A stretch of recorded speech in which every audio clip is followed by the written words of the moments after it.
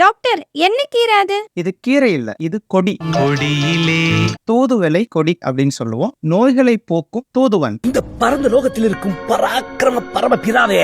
இதனோட தண்டு பகுதியில முட்கள் இருந்தாலும் மருத்துவ குணங்களால் பாசத்தை வெளிப்படுத்தும் அன்பான மூலிகை.